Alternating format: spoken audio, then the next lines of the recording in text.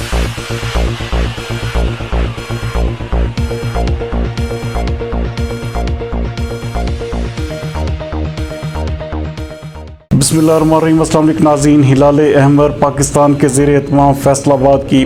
250 के करीब मस्जिदों में नमाज ईद की अदायगी के लिए क्लोरीन मिला स्प्रे करवा दिया गया। हमारे नुमाइंदा एक्सक्लूसिव इब्रार हुसैन के मुताबिक इस मौके पर कुरान एकेडमी फैसलाबाद में भी क्लोरीन मिला स्प्रे करवाया गया और मुहाफ़िज़ फ़ोर्स के नौजवानों ने दूसरी तमाम मसाजिद की तरह कोरोना वायरस से बचाव के लिए तमाम तर हिफाजती इंतजाम का जायज़ा लिया और हिफाजती मवाद भी मुहैया किया। इस मौके पर बात करते हुए कोऑर्डिनेटर हिलाल अहमर फैसलाबाद डॉक्टर सरदार बाबर डोगर का कहना था कि मुहाफ़िज़ फ़ोर्स और हिलाल अहमर के नौजवान कोरोना वायरस की मुश्किल घड़ी और रमज़ानुल मुबारक में खिदमत से लेकर ईद उल फितर की खुशियाँ और मजहबी फ़रीज़ा तक अवाम के साथ हैं और हिलाल अहमर की टीम हर मुमकिन कोशिश करेगी कि फैसलाबाद के लोग नमाज ईद भी करें और कोरोना वायरस से महफूज रह सकें। इस सिलसिले में फैसलाबाद की तकरीबन 250 मसाजिद में क्लोरीन मिला स्प्रे भी करवाया गया है और मसाजिद में हिफाजती मवाद भी पहुँचा दिया गया है। उनका मज़ीद कहना था कि मुहाफ़िज़ फ़ोर्स के ये नौजवान